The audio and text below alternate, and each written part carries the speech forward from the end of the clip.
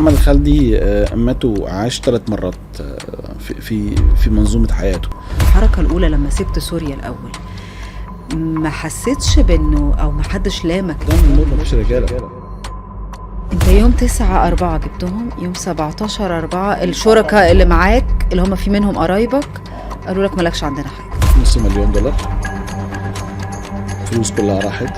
التجربة في 2012 كانت عاملة ازاي معاك؟ يا أكل يا ذكرياتك، يا أكل يا ذكرياتك.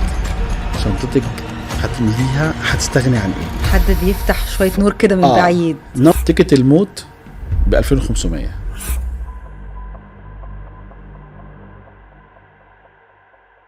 أهلا بيكم في أوبن مايك. معايا أنا ساندي فخوري، البودكاست اللي بنتعمق من خلاله في القصص الحقيقية والتجارب اللي بتشكل حياتنا والمواضيع المهمة.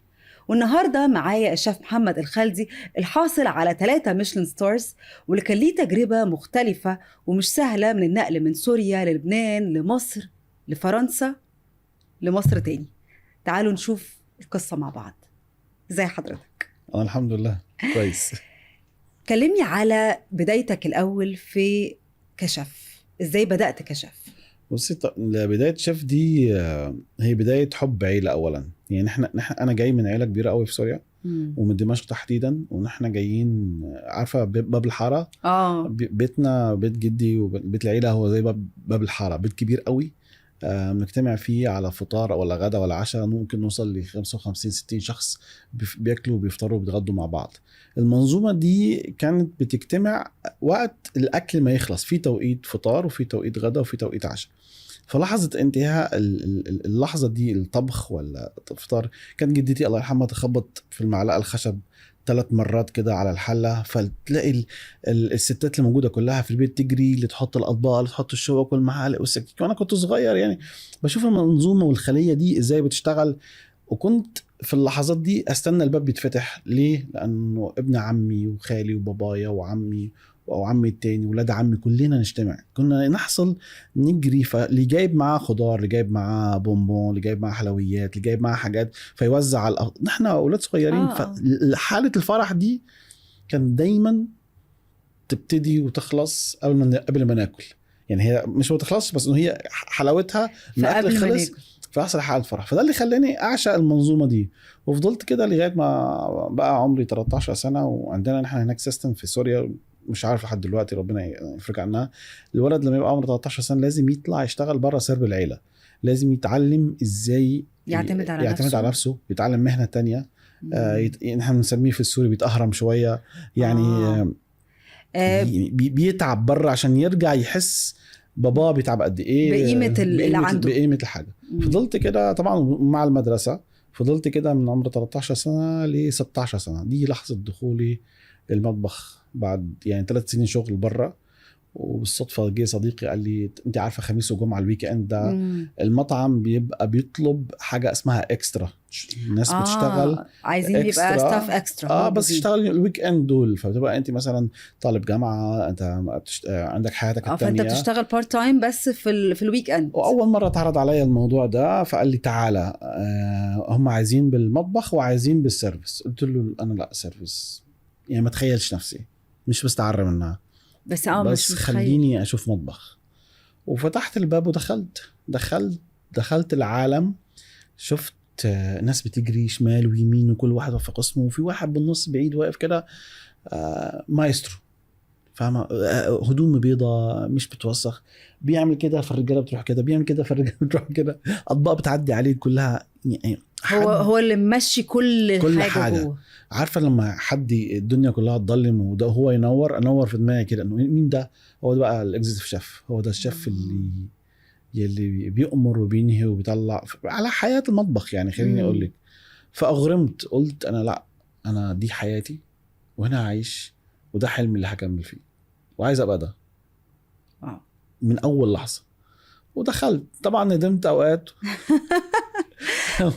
طب اتلمت؟ طب حد من العيله كان ضد الفكره؟ لانه برضو ساعات احنا بنبقى في بيئه يقولك لا انت هتطلع شيف، يعني برضو في اي حد لا كان؟ اخفيكي ان كل العيله ما فيش عندي حد بالعيله بيشتغل شيف. لا في الزمن السابق بتاعنا كله سوا، ونحن عيلتنا يعني انا جدي خالد بن وليد مباشره، ونحن من يعني عمامي واجدادي، ونحن بنشتغل اصلا في الانتيك والسجاد العجمي، وعندنا محلات في السوق الحميديه. فانت ده اساسا مش بيزنس بتاعكم خالص. وايامها لو تفتكروا يعني أنا بكلمك بسنه 96 كانت مهنه الشيف دي مش معروفه مين هو اصلا، هو ما فيش حاجه اسمها، والناس قليل متروح على المطاعم اصلا يعني. أيوة خصوصي بكلمك على حقبه لبنان وسوريا، لان انا كنت عايش بين بنتين، وكان لبنان لسه طالع من حرب اهليه، وسوريا لسه الدنيا ما كانش في فكره اساسا ان حد يروح ياكل إيه؟ بره في مطعم، ما كانش. وهو ينظر لك انت يعني ايه يعني ايه تطبخ، يعني ايه بتتعلم شيف.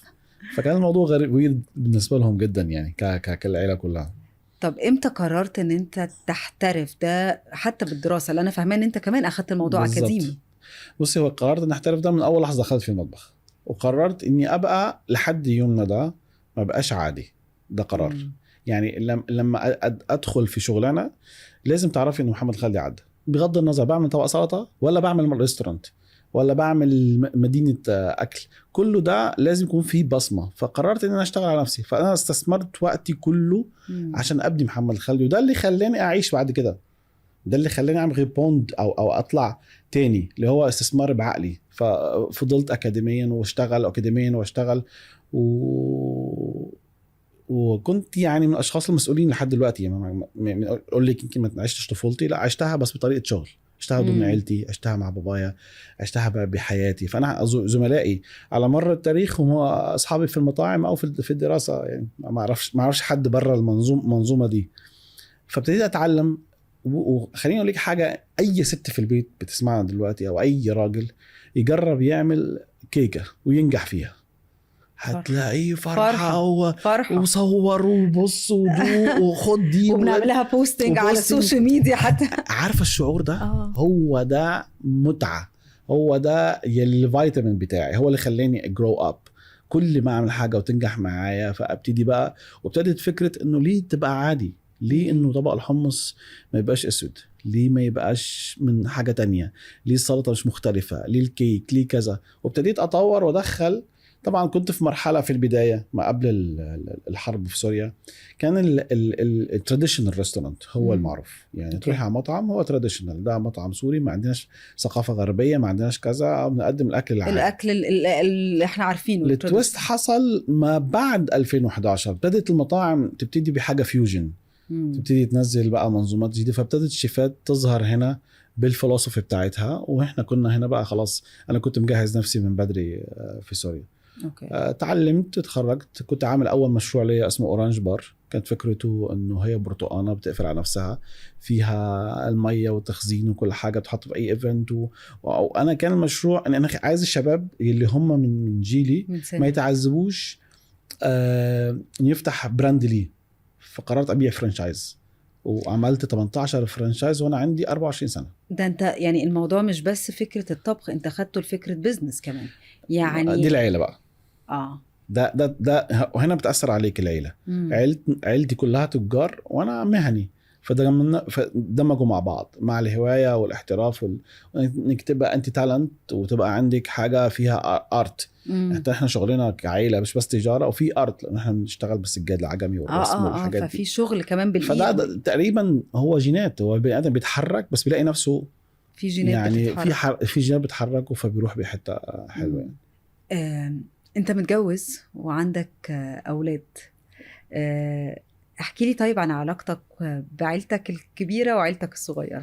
هو ده الجزء من اللي قلت لك ان انا مسؤول يعني. انا عيلتي الكبيره علاقتي فيها يعني بحبهم كلهم، هم بيحبوني، وانا بالنسبه لهم طبعا الشيف الوحيد في العيله دلوقتي بقى فخورين اكيد بيك. للامانه في الاول لا، وبعد كده بقى كلهم يعني، وعلاقتي حلوه جدا فيهم. اما علاقتي او عيلتي الصغيره وهي بقت اللي بتكبر دلوقتي، انا تعرفت على مراتي، كانت معايا في المدرسه، تعرفت عليها في لبنان وكان عندها 15 سنه وانا كان عندي 16 سنه، والتزمت معاها. فهو ده خلى جزء مسؤوليه اللي مخلينيش اعيش زي ما قلت لك طفولتي. فضلنا مع بعض بدري برضو يا شيف. انا كان عندي 24 سنه وعندي عمر. وبعد كده زياد وبعد كده ادم ودلوقتي لونا. فعندي اربع ايه ده؟ يعني عمر اطول مني دلوقتي وزياد اطول مني، فتلاقي انت حواليا رجاله كده ما بتتخيليش الموضوع يعني. في جمله دايما يهزروا عليها بيقول لك لو اتجوزت بدري كأنك مشيت من الحفله بدري. بالظبط. يعني انت مشيت انت ما دخلتش الحفله اصلا. والله بصي هو الظروف دخلتني حفله تانية خالص. حفله فيها كلها ضرب وقتل ده يعني للاسف. بقيت اضرب يعني ليومنا ده. بس هي حلوه ومش حلوه بتخطفك من السوشيال لايف. بس حلوه انه انا خرجت برضو من يعني الرجاله بيتجوزوا مثلا على سن 35 او 33 سنه، فبيفضلوا مع عيالهم لل 55 60 سنه وهم بيحاولوا. انا خلاص انا عيالي ما شاء الله يعني ابني اول سنه جامعه والتاني، فانا خرجت من مرحله الابوبه بقيت صاحب. حلوه برضو. فانا خرجت بدري. انا لسه شاب ولسه وعندي صحابي. عندي صحابي واقدر دلوقتي امارس نشاطاتي كشاب، ومش يعني هم اصحابي بيخرجوا معايا وكل حاجه. فده حلوه مرها بقى. لا انت يعني بتشيلي جبل على ظهرك وانت صغيره، بتمشي في بلاد، وخصوص الظروف اللي احنا اللي جات لنا. انا كنت شايل 3 جبال فوقي ومراتي وبجري فيهم في الكره الارضيه، مش بجري فيهم في شارع. يعني كنت بقى يعني انت اللي حصل في سوريا أثر عليك بشكل مباشر، وأعتقد أثر على شغلك، وانت من هنا قررت تتحرك، تسيب سوريا وتتحرك. بصي هو كلمة تأثير ده كلمة بسيطة يعني بتقوليها انه والله الهوى أثر عليك. لا، هو نسف حياتي كلها. يعني محمد الخالدي مات وعاش 3 مرات في منظومة حياته. في أول منظومة أول مرة توفى تعتبريه أو انسلخ من حياته وانسلخ من كل حاجة حواليه. أنا عندي 31 سنة، عندي مطعمين في سوريا وعندي شركة كاترينج وبعمل إيفنتات على مستوى وبعمل كونسلتنج للمطاعم. كنت شغال في دبي وأبو ظبي، فحياة أكتف وعندي 31 سنة وواقف على راس الجبل. برضو الإيجو لما بتبقي أنت في حتة معينة بتحسي نفسك إنه وصعب يتسحب ده كله، وأنت أوريدي بذلت مجهود. أنا حياتي ببذل مجهود يعني، وطحن وشغل والدنيا بقى تمام خلاص. أنا 31 سنة زي ما قلت لك، يعني عندي عربيات وعندي فيلا وعندي كل حاجة. بيوم واحد كل اللي قلته لك ده اتمسح. الدنيا بتمطر قنابل، حرب، إبادة، منجري من حتة لحتة. فما قدينش حل اللي يعني هي ما بين بيتي في سوريا وبيت أهلي في لبنان، المنطقة اللبنانية، وأهل مراتي اللبنانية، هو 45 دقيقة. هو تعبر حدود يعني أقرب من مشوار اللي جاي لك دلوقتي. انت غالبا جاي لي من زايد التجمع، انت غالبا كنت اقرب. فكان الموضوع اقرب بكتير. فجريت اخدت العيال، ما خدناش حاجه معانا، عديت على البنك، سحبت من البنك، فلمت اداني $800 خدتهم معايا، ونحن على امل راجعين خلاص يعني 3-4 ايام وراجعين يعني مش متخيل الموقف. ما حدش كان متخيل يعني، لا انا ولا العالم ولا الناس متخيله. لحد دلوقتي ما رجعناش لحد دلوقتي. يعني زي ما كنت بنتكلم قبل شويه، الدنيا اتبدلت، الاحوال اتبدلت. فجريت على لبنان. ولما كنا جارين كانت ايامها مسموح انه السوري يخش لبنان في البطاقه، في الاي دي. اوكي. كان بلد واحده، وانا بطبيعه شغلي كنت بسافر كتير، فباسبوري دايما بجيبي. اوكي. اولادي لا. لما خرجنا في الايديات، فجيت اخرج فيهم من لبنان هنا علقوا. طبعا ما همش باسبورات وما هويات، ولا قادرين نرجع نعمل باسبورات، وفي حرب ودمار وحدود قفلت، وهم في لبنان ما قدرش نطلع لهم باسبورات. فبقت الدنيا مكعبله. فقررت ان انا اسيبهم في لبنان كده يعني. استنى قبل ما نوصل ان انت تسيبهم في لبنان، لما الحركه الاولى لما سبت سوريا الاول، ما حسيتش بانه او ما حدش لامك ان انت سبت هناك، او ما توجعتش؟ ما تقدرش. بصي قدام الموت ما فيش رجاله يعني ربنا، انا دايما بقول ربنا ما يجرب حد، ولا انت تعرفي نفسك ولا حد يعرف نفسه قدام الموت. انت مش دنيا بتمطر، ولا دنيا والله حر، ولا قطعت ميه، ولا لا الموضوع اكبر من تخيل. في قنابل بتنزل من السماء، انت لازم تهرب، بتفرتك عمارات كامله مكانها. فهو يعني اقعد يعني هي مش رجوله، خدي بالك. مفيش هيرو. لا بالعكس، الهيرو انت تخرجي بالظبط. يعني حتى النبي عليه الصلاه والسلام لما قرر، لما اتضايق الدنيا هاجر، طلع ساب. ما تقدريش تلوميه، ما هو في موت. يا اما موت يا اي حد في الدنيا لما الدنيا بتضيق عليه بيخرج من الدائره الخطر اللي هو فيها، بيقف بره وبيبص على دائره الخطر. هل هي هتخلص ولا هي مستمره هيكمل. هي هتخلص يستناها تخلص ويرجع تاني، لانه ما يقدرش ينسلخ عن العالم ده. فما كانش في حل اخر، هو الحل الانسب. يعني لحد دلوقتي لو رجعت الايام انا مش نادم طبعا. يعني، لو رجعت الايام هعمل نفس الحركه بالعكس. انت يعني مسؤول عن عيله، انت لازم تحميهم، هم ما دول ده قصدي. ما هو في عندك 3 اطفال في البيت، وواحد بيقفل ودانه، والتاني جاي له صدمه ما بيتكلمش، والتالت بيعيط بس وبوم بوم، والبيوت بتتهز. وانا طلعت فعلا البيوت بقت تراب يعني، مش مسحه يعني، مش مسحه ولا هزار. الحرب عمرها ما كانت هزار. ما فيهاش كبير، ما فيهاش رجوله يعني. الرجوله بالعكس، الرجوله انك تستخدمي عقلك وتطلعي. وانا مش هربتش من واجب وطني يعني. انا مش عايز ادخلك في حته مين مع مين، بس انا ما كنتش بحارب عدو. صح يعني فاهم، ما كنتش بحارب عندي عدو اعرفه حقيقي. انت غالبا ما كنتش بتحارب انت كنت قاعد في بيتك يعني لا يعني انت مثلا البطولات دايما بتسجل لو انا بحارب عدو حقيقي على صح. دوله على كذا فاوقف، بس انت مش عارفين مين مع مين او مين ضد مين. فبالعكس الافضل انك تنسحب، تطلعي من الموضوع ده. وطبعا مع يعني ما حدش يتخيل ان ده الموضوع ده سهل، مستحيل. واولادك اتاثروا بالحرب دي. انت بتقول في واحد ما اتكلمش فتره لحد دلوقتي على فكره زياد يعني ما بيتكلمش كتير يعني، هو very limit ومفيش حاجه بتعجبه يعني. من بص اللي هو مش صدمه بس حرب، هي صدمه رحله بعد كده. هي دي بقى الرحله اللي احنا ماشيين فيها. يعني في صدمه رحله كبيره قوي. اتحركت للبنان وبعدين بتقول ان انت سبتهم في لبنان وقررت تتحرك، رحت فين بقى؟ بصي لما قررت اتحرك هو موقف كان مضحك شويه. فقررت اني امشي من لبنان وامشي الساعه 9 بالليل. ده كده مفيش، ما هو امشي علشان اشوف حلول. فكان الحلول موجوده ان يا اردن يا تركيا يا مصر. اوكي. وصلت المطار طبعا يعني انا مفيش كان قدامي حل. الطيران المصري طلع اخر طياره يعني، وطيار الاردني فل. فقلت اخد طياره واطلع تركيا. تمام. اشوف يعني انا مش عارف رايح فين. انت شايف رايح فين ولا هتعمل ولا ايه؟ عندي حد ولا اعرف حد ولا نزلت. وانت الوحيد اللي معاك باسبورك؟ نزلت المطار انا الوحيد معايا باسبور. نزلت مطار تركيا واخدت المترو على اكسراي ونزلت في اكسراي. فضلت امشي لغايه تقسيم فوق، الف على الاوتيلات. مفيش اوتيلات فاضيه ايامها، كان شهر 7 شهر 8. مفيش اوتيلات فاضيه خالص، فول بوكينج. رجعت مشي من تقسيم على اكسراي تاني، خدت المترو ورجعت المطار. وصلت على المطار، وقفت على المطار كده، حجزت تيكت على مصر وجيت على مصر. انا قعدت 4 ساعات في تركيا ودخلت مصر 2012 بشهر 8. كانت لسه الثورة هنا لسه في أوجه يعني لسه عالية الموجة يعني. 7 الصبح كنت في مطار القاهرة، وطلعت المطار ما اعرفش اروح فين. سمعت واحد بيقول له 200 ساعة، قلت له يلا 200 ساعة. انت مش عارف اساسا ايه ميدان الساعة ولا اي حاجة؟ ما اعرفش. هي الفكر من الحياة. بص اللي ساعدني في حياتي من انا صغير، انا كنت برضو بابايا الله يرحمه كان قائد.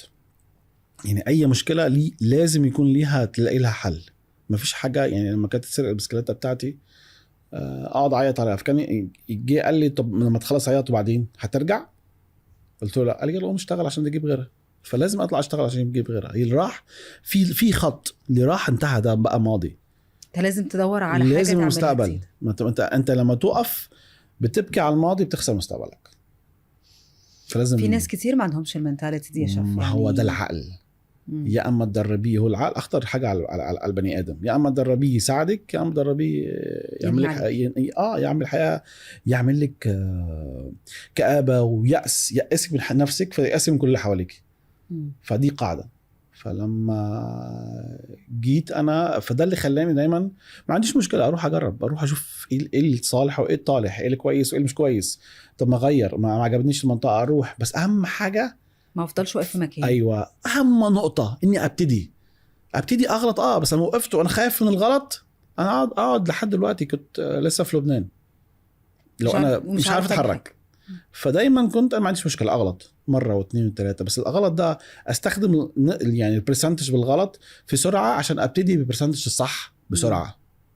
فبوقفش في مكاني. حد مرة كان بيقول لي انه لو انت نسبة نجاحك 1%، فانت لو جربت 99% رقم 100 غالبا هو اللي هيكسب. فانت محتاج تجرب عشان توصل لرقم 100. انا فولو اب لنسبة نجاح 1 بالمليون وكنت لحقها، عشان انا معيش. انا اخدي بالك، هحكي لك بعد كده انه انا لو دلوقتي او حتى بعد 20 سنة وقعدت مع احفادي واولادي وبتكلم عن قصتي، انا مش مبسوط. انا ضميري بالعكس دي حاجة يفتخروا بيها. فاهمة يعني؟ ما عملتش حاجة، انا ما خسرتش حياتي بحاجات وحشة، ما خسرناش حياتنا بقمار ولا اي حاجة. مش حاجة انت عملتها، انت هي ظروف اتحطت، كان لازم تلاقي لها حل. فانا لقيت لها حل، ولو رجع الزمن هرجع نعمل نفس الحاجه. يعني ده انه ما بيخليكيش تندمي على اللي فات. فهو ده نسبه الخطا، انه انت خلاص تلحقي في امل، خلاص تقول يا رب وانطلق. فجيت رحت ميدان الساعه بالصدفه، كلمت حد قال لي في حد اعرفه، وطلعت كان في مكتب جنب دكتور اسنان، وجر تحية طبعا، هو صديقي لحد دلوقتي. رحت دخلت المكتب، فلقيت في مرتبة صغيرة نمت عليها أنا من دون نوم. تاني يوم الصبح بقى وابتدت بقى مصر معايا. من ايه اخبار مصر بقى كانت معاك في الوقت ده؟ التجربة كانت عاملة ازاي؟ انت رحت ورجعت ورحت، فانا عايزة ابتدي التجربة في 2012 كانت عاملة ازاي معاك؟ بصي طبعا دايما في مقولة بيقول لك الغريب أعمى. فكنت محتاج حد يعني حسسني على حاجات، فبقيت اتصل يمسك ايدك ما انت على اول الطريق.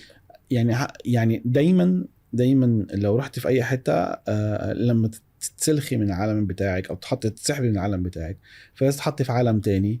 فتبتدي تدوري على مين اقرب واحد ليك او يعرف حد عشان يدلك، لان المعرفه دي هي اللي بتخليكي عندك معرفة وتفضلي. فعشان كده بتتحركي من الظلمات للنور، اللي هو عملية العمى، اللي تفتحي تشوفي انت تعرفي ساعتها تشتري حاجتك مين بيبيع اكل كويس، مين بيبيع لبس، مين هدوم، خلص ورقي فين، المخفر فين، مستشفى فين، عيادة فين.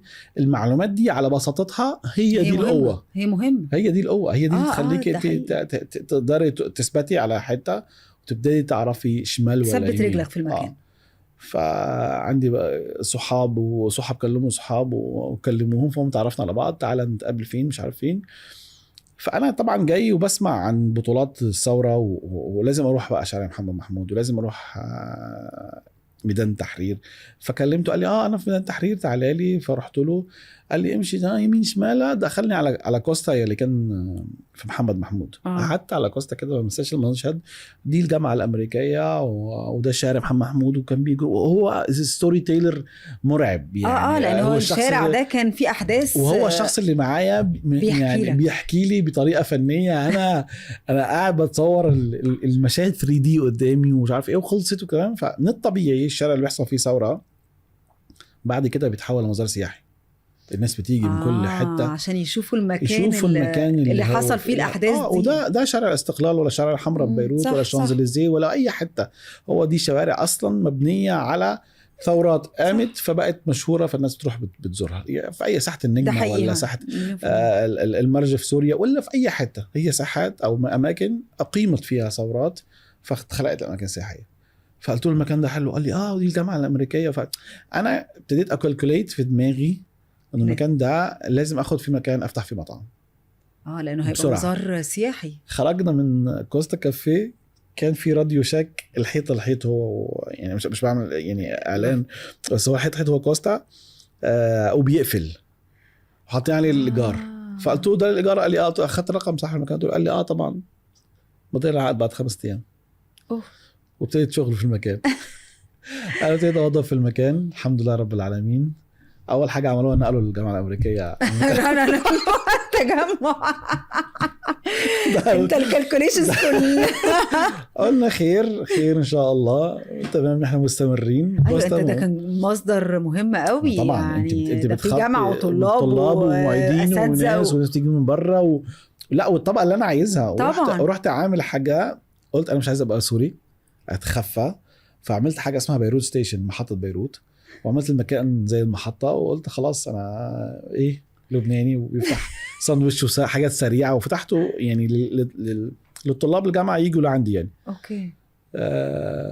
طبعا تعرفت على مدير بتاع كوستا وكل الناس شويه بتاع كوستا قال لي احنا مضينا عقد. قلت له قال لي حنين من هي لهناك. قلت له طب ما تهدى عليا شويه. انت انا ما صدقت اجي ابتدي ماضي لحد. وبعديها ابتدت الثورات التانية، مش عارف هي ثورات ولا هي ايه عشان انا غريب عن البلد، بس ابتدت عمليه الكر والفر. وانا قاعد بقى بالمطعم بتاعي بعد ما فتحته، عيال صغيره بتجري ورا رجاله بتجري ورا صغيره. كان اللي كان عايز يعني زي بيقول يرمي حجر على وزاره الداخليه كان يرميه قدام المطعم عندي.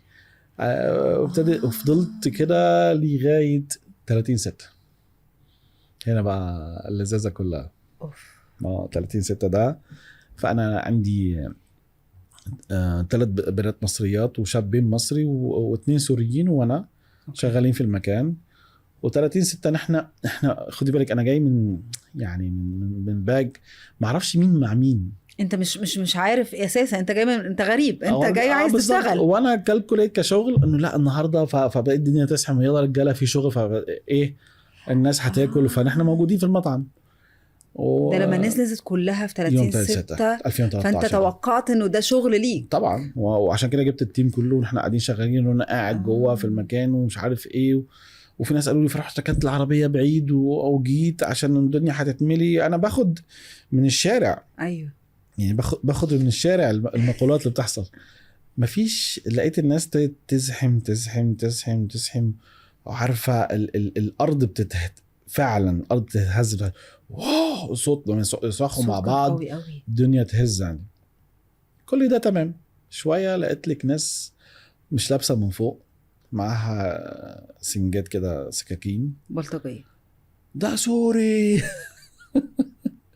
انا قلت الله اكبر هو في ايه يعني هو سوري دي بقى يعني مشكله ولا انا يعني هو ايه اللي حصل؟ لقيت الجرو على المكان اللي عندي. قلت له طب انت عايز قال لي هكسر لك المكان. طب ليه؟ عشان انت سوري. طب هي شتيمه يعني انا عملت حاجه اصلا ده مطعم لبناني. لا انت سوري. الناس قالوا لا انت سوري. فاتحطيت في موقف نفس الفكره انه انا ما عنديش حل اخر مش هناقشه. هو اساسا مش جاي يتناقش، هو جاي هينفذ. ولو هناقشه هضرب هخسر اكتر. فاسلم حل اني ارجع لورا خليه ينفذ اللي هو عمله. ما هو خلاص انت قدام الامر الواقع. فقلت له تمام بس دول لو سمحت امانه. اخدت البنات واخدت الشباب بتوعي دول. قلت له دول امانه عندي مش دعوه في اي حاجه يا انا والمطعم يا سيبني انا وهم. وفعلا دخلوا كسروا المكان وخلصت قصتي هناك. كانت ايامها مع مصر ومع مع المطعم هناك يعني الدنيا. خرجت ورجعت البيت وقررت ان انا اسيب مصر. دي كان تاني مرة. انت قلت لي انت كنت اول مرة. لا حكي لك انا فضلت هنا بحتضر زي بيقولوا. هو رب العالمين لما يجهز واحد او ترتيبات فلازم تحصل لك يعني المحن دايما بتدربك عشان تاخدي حاجة اصعب صح او حاجة تستهليها. فلو ما فيش حاجة صعبة ما حصلكش حاجة صعبة زي تتمرني على انك تبقي حاجة كبيرة. فرجعت البيت فجأة جاني اتصال مش عارف ايه انت فين انت كذا او الناس بيقربوني من سوريا ولاد عمتي قال احنا بنفتح مطعم في المعادي وعايزينك معانا. وفعلا رحنا المعادي وشفنا المكان ودخلنا معهم 20%. مكان سفاري 3500 متر مربع وقاعة افراح ومخبز عيش ومش عارف ايه. وكل ده انا بكلمك ان بارلل عيلتي في لبنان وبحاول اجيب لها باسبورات عشان اجيبها على مصر. ولسه خسران من شوية مطعمك اللي خسرته في محمد محمود. فانت حسيت ان دي فرصة كويسة قوي. انت خسران حاجة بس في مكان كويس في المعادي مفيش قلق مفيش اي حاجة. وكان خلاص الرئيس السيسي هو استلم فالدنيا ابتدت تبقى ستيبل.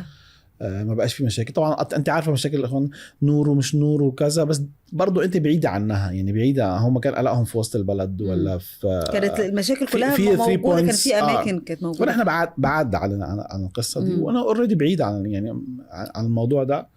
وابتدينا خلصنا المكان. عملنا شهرين سوفت اوبننج.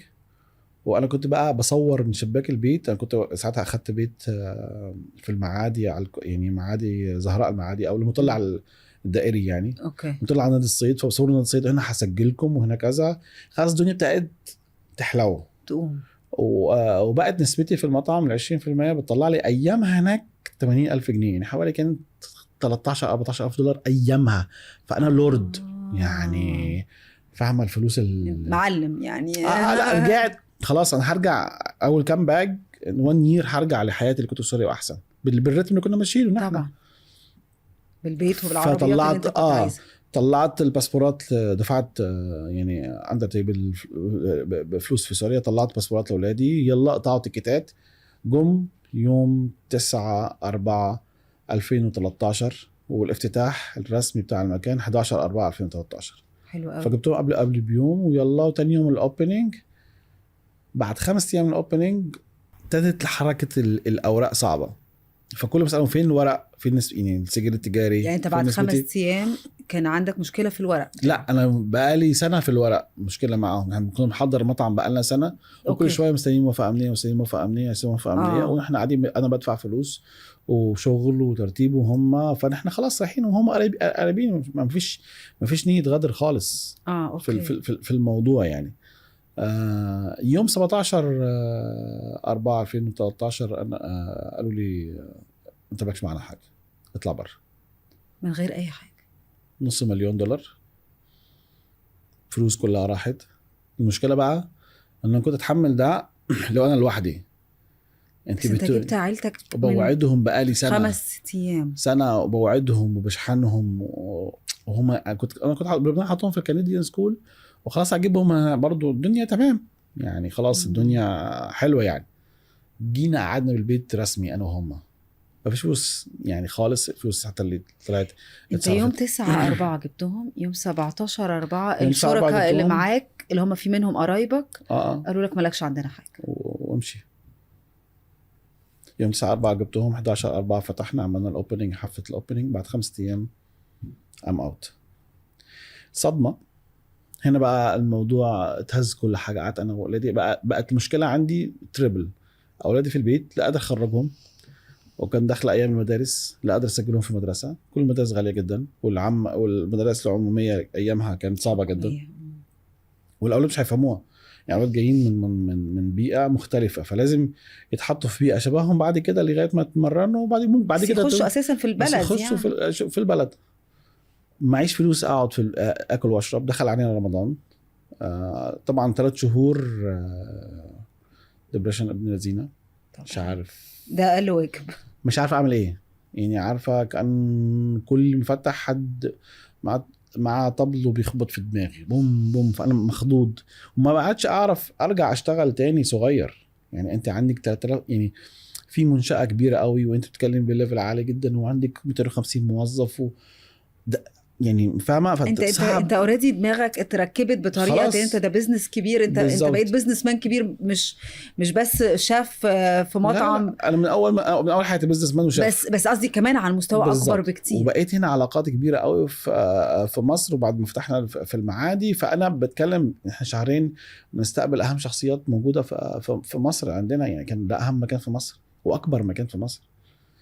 فانا مش هعرف ارجع ابو عمر الدمشقي ولا افتح شاورما ولا افتح فلان، ودماغي مش متأتمتة خالص يعني. حتى لو هتتأتمت بعد، محتاجه فتره، محتاج وقت، محتاجه بريس، فتبدا احلامك تموت، فتوصل لمرحله معينه من الحلم. ومش ميت على الاخر، بس هو حلمك على قد المربع. هو الحلم اللي حلمته اللي ابتديت فيه في فرنسا. ف ودخل رمضان وقاعدين في البيت، وليترلي مع انه عندي اخوات هنا يعني انا، بس هم طبعا يعني الحال صعب، ومش عارف اعمل ايه. مش عارف اعمل ايه يعني. وصلت لمرحله من الضياع، او مش من الضياع، من قله الحيله. هنا بقى لما قلت لك انه العقل يحكم عليك، ابتدى العقل يسيطر على الايجابيات، فابتدت كل الدنيا تسود. انه واهم حاجه من سيطره العقل انه هو يفكرك في الماضي. انت شفت كنت فين وبقيت فين، ده اهم حاجه اللي يقتلك. انت شفت لو كذا، شفت دول، فابتدي يجلدك من جوه.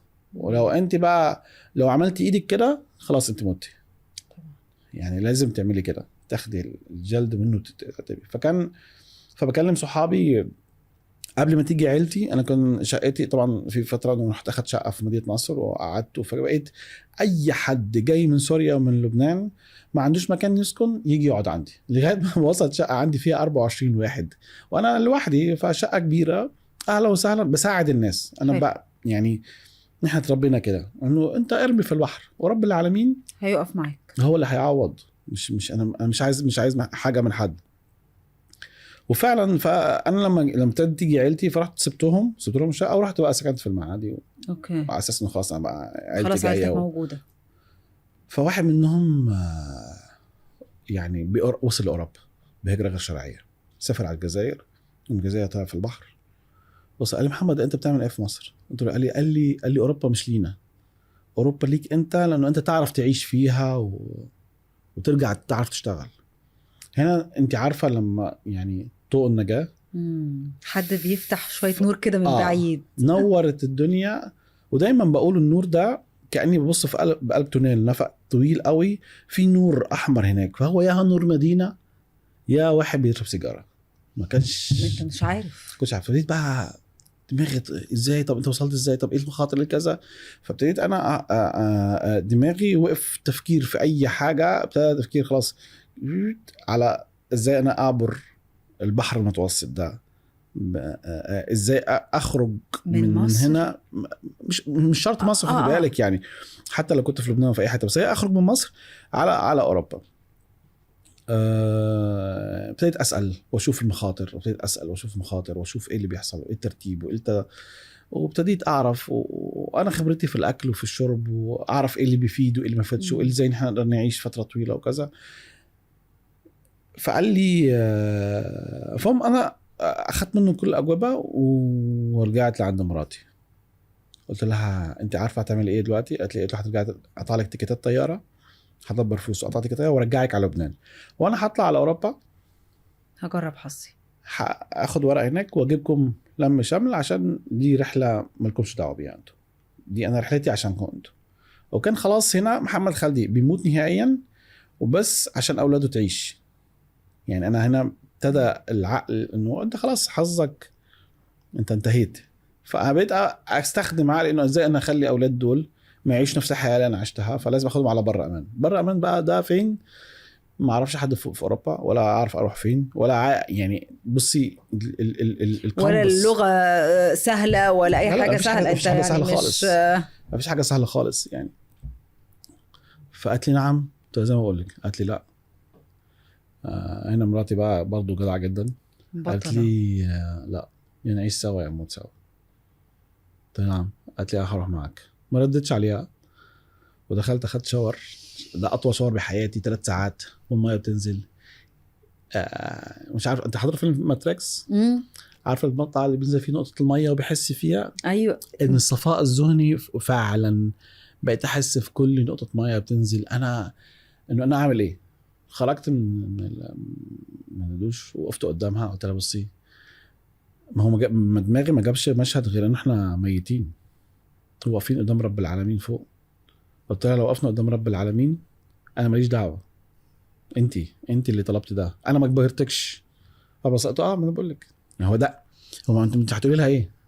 انت خايف من مسؤوليه كمان، مش مسؤوليه ارض، لا دي مسؤوليه عيله. ما هي مسؤوليه عيله. ما هو واحد لما بيموت ما بيحسش، فالضمير ده بيأنبك لما بعد الحدود. يعني انتوا تقف قدام رب العالمين هتقولي له ايه؟ انا اخدت عيلتي قتلتها، انا مش عايزه كنت اخدهم.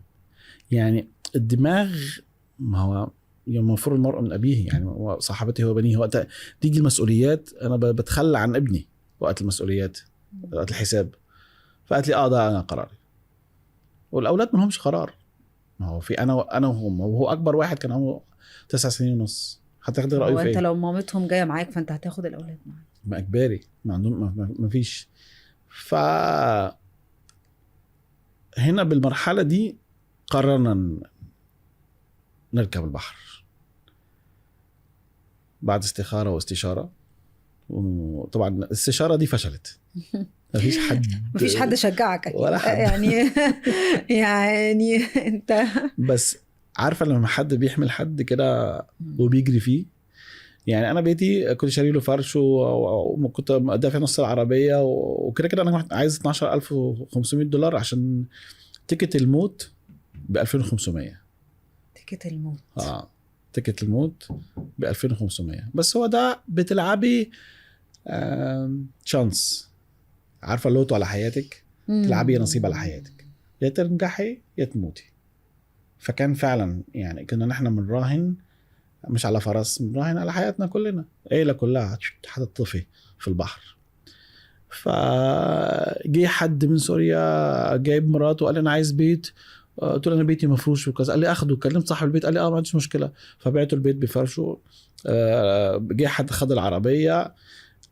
المشكله كل حاجه الأصعب اتحلت عندك.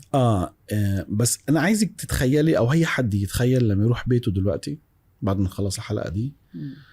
انا عايز تقفي قدام خزانتك تحديدا، حاجتك الموجوده على الدرسوار، وانت معكيش هتقعدي 10 ايام في البحر، مسموح لك بشنطه واحده على ظهرك، يا اكل يا ذكرياتك، يا اكل يا ذكرياتك. شنطتك هتمليها، هتستغني عن ايه؟ بصي الذكريات او قطعه الهدوم، التيشيرت ده او الساعه، هي مش بتمنها، هي في الحاجه اللي اتعملت في بيها بتاعك، في ذكرياتك، في ذكرياتك. ازازه البرفيوم، الشال، الكاب، مخدتك، كل ده هتتسلخي منه. مش هتاخدي حاجه، مش هتاخدي حاجه معاكي، تاخدي شنطه في ظهرك عليها اكل. فتخيلي بقى نفسك، طبعا ربنا ما يجربك، بس انا عايزك تخيلي في عالم الاكل ده هيكفي ولا مش هيكفي. ما انت مش بصي، هي ما فيش حاجه مضمونه. هي مفيش حاجه مضمونه. هو ده اللي قلت لك، انه الواحد في المليون. هنا بقى دخلنا في الشانس، او انه انت عندك فرصه 1 في المليون، فالحقها ولا ما الحقهاش. كان ده القرار. ومشينا طبعا. مش هتكلم ان انا ان شاء الله قريبا يعني في كتاب اسمه دولة المركب، لأن دول 12 يوم في البحر، سميتها دولة المركب. ازاي، ايه اللي حصل وايه اللي يعني قبليها وبعديها وجواها. وصلنا اسكندرية، قصة طويلة طبعا. في حاجات مش حلوة خالص، اتسرقت شنط الأكل بتاعتنا. وصلنا ب3 شنط، ما خدناش معنا حاجة، مفيش حاجة تاخديها، يعني كل حاجة اتثابت. وطلعنا في البحر. دي طبعا دي هم 12 يوم. هم 12 يوم هنا. خلاص محمد خالدي مات وبيحتضر 12 يوم. وانتي دي مرحلة تغيير حياة كاملة، تغيير فكر، تغيير استراتيجية حياة، تغيير نظرتك للحياة. انت هتبصي لها ازاي؟ ايه الغالي وايه الرخيص؟ ما بقاش في حاجة غالية، الدنيا كلها رخيصة، بتخسري كل حاجة. مش بتراهني على حياتك، انت بتحاولي تسرفايف، انه الحق النور ده هل هو هينجيني او لا، او انا هوصل. فكان الامل، انت راكبه في مركب فيه 750 شخص، مركب صغيره جدا. مش عارفين لو انت عارفه المسلسل بتاع منى زكي اللي عملت فيه اللي عملته في الاخير ده، وتاريخات بحاره. ايوه هو ده المركب فيه 750 شخص. تمام. 750 شخص دول لما تقعدي تبصي عليهم، طبعا هزودك بصور من الرحله عشان لما تقعد تبصي عليهم، كل واحد لما تبصي على دماغه، هو في عالم، وده في عالم، وده جاي من بيئه، وده جاي من بيئه، وده جاي، وده سايب وراه، وده سايب وراه. كلنا سواسية، احنا مش، ما فيش حد احسن من حد. يعني هو انت كنت غني قبل كده، بس انت على نفس المركب اللي مع حد ما كانش مع حاجه. مش سيبك موضوع غني وفقير، الموضوع ده بينتهي. الموضوع ده على المركب، عشان كده سميتها دولة المركب. انت بتبني دولة من اول وجديد. انت يا اما بتفتقري على المركب، يا اما بتغني على المركب. بتغني لما تحصلي على علبة طون. انت متخيلة ظرف نيدو بيرفع شأنك بين اللي حواليكي. ازازة مية بتكسبي ود 10 حواليكي، ازازة مية. عشان كده بقول لك الموضوع بيروح بحتة تانية خالص. ما بقاش انت تسيب نظرتك للدنيا. ما انت يعني ايه انت عندك بوجاتي؟ يعني ايه انت عندك يخت؟ ما ده بيختفي. ازازة مية تكسب بيها، ازازة مية بتكسب اللي حواليكي. انت تخيلي في نص البحر ابنك الصغير اغلب مثل يعني كلهم غاليين طبعا، بس هو الصغير دايما لغايه ما يكبر بيطلب مني تفاحه ما تقدريش تأمنيها له. ف بتتكلمي على ايه؟ ما بقاش في حاجه نهائي. فكان الامل انه نحن يعني المركب دي ما تغرقش ونوصل على اي شط ان شاء الله، يلف ويرجع مصر، يروح سوريا. فاهمه الموضوع؟ الرعب البحري ده، انت بالليل خلاص سواد وبرد، وبالنهار حر مدقع، ومفيش حاجه باينه، مفيش حاجه باينه يعني في عرض البحر، وانت مش عارف لا اول ولا اخر ولا انت عارف اي حاجه. بصي في طريقه ما ابتديت انا اعرف، يعني اعرف احنا طلعوا برضو عملوا معنا حركه، خزنونا في البحر 5 ايام، اسمه تخزين بحري. هم بيملوا الناس. وبص طبعا قصه دول 12 يوم في البحر، دول محتاجين ولا 6 حلقات لوحدهم يعني. بس احكي لي قصه من القصص اللي كانت بتحصل معانا. يعني احنا اول ما طلعنا المركب طبعا اتصاحبت على القبطان واديته فلوس، فبقيت انا تقريبا الرئيس، وبقيت انا اظبط الناس، عشان في الاخر انت لازم تبني الدوله دي وتحميها عشان تحمي نفسك. طبعا عشان مفيش حد يطلع ما بيفهمش يطلع يبقى هو لو طلعوا 5 ما يفهموش وقاموا من هنا راحوا هنا، المركب مالت كده وقلبت.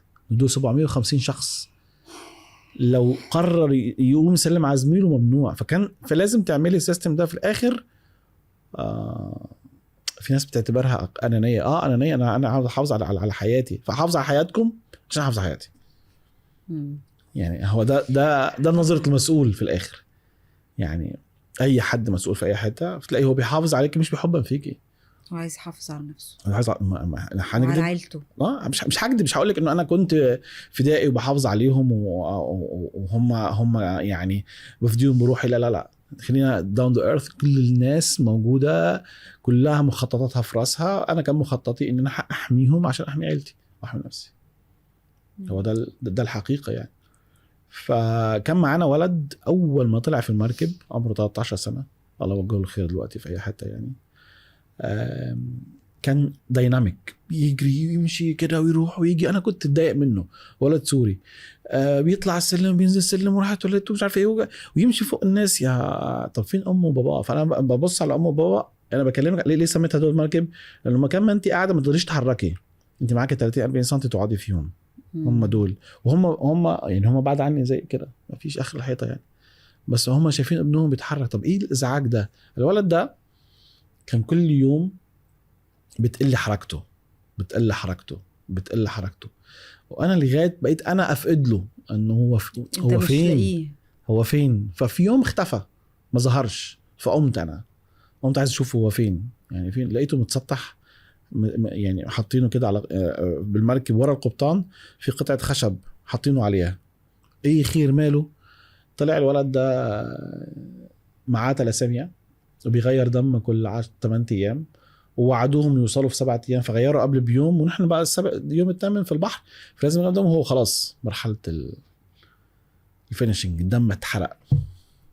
فده ليه قلت لك دي دوله المركب محتاجه. انا مش عايز اجيب يعني حزن ولا، بس اكلمك على ايه المغيرات اللي بتخلي دماغك يبقى انت حد تاني. فوصلنا قصص كتيره كانت المركب، قصص كتيره قوي، والحمد لله ربنا وفقنا. فجم البحريه التعاون الاوروبي يعني خدنا من البحر ووصلنا ايطاليا. هنا خلاص بيخلق. نزلت على ايطاليا معايا 3 اولاد، خلقت جديد. محمد الخالدي خلق جديد، عنده 34 سنه و3 اولاد ومراته، ومعوش حاجه. كلمة معوش حاجة فعليا ما معيش حاجة، لا فلوس ولا هدوم ولا لغة ولا كريدت. الكريدت ده انت النهاردة لا سمح الله لو حصل لك مشكلة مين اللي هينصرك؟ ترفعي السماعة فرضا على محمد على حسين انا اي حد من صحابك حد من الناس اللي انت تعرفهم بس تمون عليهم بيرفعوكي. المشكلة لما تحركيها على الناس بتخف. صح. انا اقرب واحد هيرد عليا على 5000 مايل وما اعرفش لغتهم ولا حد يعرف انا مين قبل كده. ما انت النهارده لو حصل اي حاجه هترجعي تقولي انا ساندي.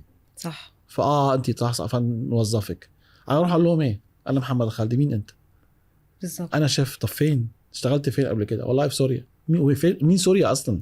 وبقالك قد ايه؟ انت يعني هم ما يعرفوش سوريا اصلا يعني. حتى لو ناس عايشه في حته كمان يعني لا بيتكلموا لغتك ولا يعرفوك ولا بيبصوا حتى حواليهم يعني. ولا يهمهم يعني. اخر همهم هو السوسيال تبعهم، الضمان، الروت ريت يعني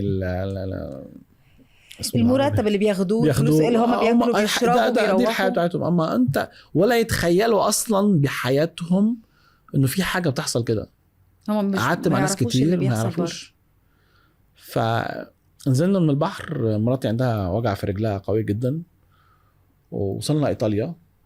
وانا كنت طبعا قبل ما اطلع من البحر اتصلت بمامتي، طبعا بوجه لها تحيه، وقلت لها انا لو قلت لمامتي ان طالع في البحر هتعمل مشكله وتمنعني فعلا ان اطلع البحر، هزعل منك، هغضب عليك، مش عارف ايه، فما اطلعش البحر.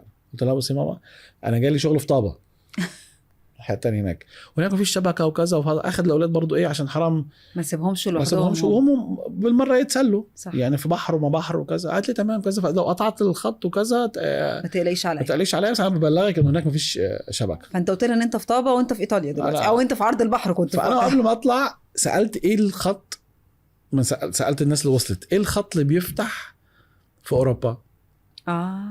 فقالوا لي فلان، الخط الفلاني. رحت اشتريته وحطيته بالتليفون، وفعلا انا بمر الشبكه اللي بتبقى بتلقط هناك الساعه 5:30 الصبح. راحت الشبكه دي الموبايلي نور، جات لي مسجات بيرحبوا فيكي في الدوله وكذا، انه هو خلاص عامل رومينج. فرحت مكلم مامتي الساعه 5:30 الصبح، الو. قالت لي، فهي كانت نايمه طبعا. قلت لها بس انا عايز اطمنك ان انا وصلت ايطاليا. قالت لي تمام الحمد لله على السلامه، اوصل واكلمك. فقفلت الخط ونامت هي 5 ثواني وصحيت. هي ادركت ان انت بتقول ايطاليا. هي قالت لي انت مجنون تكلمني الساعه 5 وصلت رجعت من طابه. فكلمت انه وصلت ايطاليا. وهنا طبعا ابتدت بقى المشاكل هناك مع اخواتي ازاي تسمحوا له، قصه طويله. فانا لما بعد ما قفلت مع مراتي فبقى هنا بدور على مين يفتح عيني زي ما حصل في مصر. مين تك تك تك. فابن عمي كان واصل قبليه على الدنمارك. يعني احنا ايطاليا هنا والدنمارك في سقف العالم. يعني انت تخيلي انت بتطلعي من اول اوروبا لاخرها قبل النرويج. يعني هو اصلا ساكن يعني على حدود النرويج. ف قلت له انا جاي. كلمت كذا حتى ما اعرفش اروح فين، ما عنديش خريطه، بس انا كل البلان عايز مكان استحمى واستريح فيه، وبعد كده نشوف بقى هنروح فين. بس طلع البني ادم بيسقط وبيتزرع. انه لما ابتديتي تعرفي صعب تطلعي، تروح تبتدي مغامره جديده في اي حته. ففعلا وانا طالع طب لقيت لك حوالي 30 شخص عايزين يروحوا معايا. ليه؟ طب انا كنت عامل زي قال انت بتعرف تتكلم انجليش وتعرف تتصرف، فاحنا خدنا معاك وما نعرفش تروح فين. قال لي اي حته في طريقك ده. انا بعبر ايطاليا، سويسرا، المانيا للدنمارك، من الدنمارك بطلع لاخر الدنمارك. فهم هيروحوا في ناس على السويد وفي ناس على الدنمارك. فطلعنا فعلا، خدت بوفون يعني عربيه قطر كامله وحجزنا تيكيتات وطلعنا بقى على سويسرا، على المانيا، على الدنمارك. انت الرحلات ما بتوقفش يا شيف. لا انت سكه سفر متكامله. ما هو ده اللي قلت لك، انه وخصوصا لما يكون معاكي، بص البني ادم يكون لوحده سولو يعني بيبقى خفيف، بيتحرك، بيروح شمال يمين بيروح رحلته. وانا معايا مراتي معاها ألم في رجلها مش عارفين من ايه، وموجوعه جدا. ونحن بقى لنا 12 يوم عايشين حياه غير ادميه. وصلنا ايطاليا طبعا، طلعنا خدونا حطونا في كامب بتاع باسكت، بس ربنا يجزيهم خير طبعا. ادونا اكل. اول حاجه في كيس الاكل كنا نازلين فيه من المركب كان فيه تفاح، فخدتها اديتها يا حبيبي. وبعد كده ابتدينا بقى يعني نمشي. بس احنا مش عايزين يعني مش قاعدين حياه ريست او حياه ادميه يعني. كل ده حياه رحل من بلد لبلد. وصلنا على الدنمارك، وفرق من عمي كان مستنينا، ورحنا دي اسرع بلد تستقبلك في نص ساعه. رحنا فعلا على الصليب الاحمر استقبلونا، ادونا غرفه منتفعاتها. فطلبت اني انا مراتي لازم يعني نروح على دكتور. قال بكره الصبح رحنا. طلعت مراتي من كتر القعده في المركب جالها جلطه في رجلها بلاد فوت. ولا وقتها الدكتور بيقول لها كويس ان فضلتي قاعده عليها لانه لو رجلك فتحتيها كانت هتمشي تعمل اصابات ممكن تدخل في حته تانية. ودخلنا بسيستم الهجره هناك في الدنمارك. انا بالمرحله دي محمد الخالدي ملغي يعني. كانت كل المخططات باتجاه عائلتي. انا خلاص انت مش بتفكر في نفسك ولا في احلامك ولا في ولا عندي حلم خلاص. هو الموضوع انا لسه بحاول استوعب بحاول استوعب انا فين في انهي حته. دول لازم دخلتهم مدارس ادونا بيت. فنحن قدمنا 4 مرات على يعني عملنا مقابلات هجره 4 مرات. كان الليمت العادي السوري يخش 20 يوم ياخد اقامته ويطلع ينقلوه على بيته. انا سنه ليه مش عارف. المقابله الرابعه جالي رفض. قال مراتك لبنانيه وامك لبنانيه فلبنان اولى ليك في الرجوع. يعني ايه اولى في الرجوع؟ قال هنسفرك بعد 15 يوم. فين؟ على لبنان. على لبنان اللي طب انت مش يعني اللي انا هربت منها اصلا ورحت على مصر وجيت في البحر وعبرت الحدود دي كلها وانت بكل سهوله هتركبني طياره ترجعني على لبنان. هنا جاري انهيار عصبي شديد قوي. دخلت المستشفى مش عارف اعمل ايه. وسالت رب العالمين سؤال انه ليه يعني انا بيحصل ده كله يعني بعد ما الحياه في ايه. لو انا ذابح نبي مش هتعذبني انا ما تعذبش الاطفال. الولد انتقل من بيئه لبيئه من بيت لبيت وخلاص بقى يتكلم دنماركي كويس. عنده صحاب في المدرسه.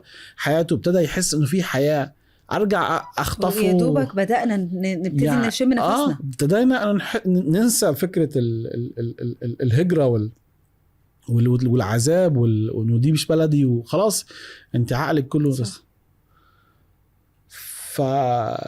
فرجعت البيت قاعد كده صامت وبص عليهم.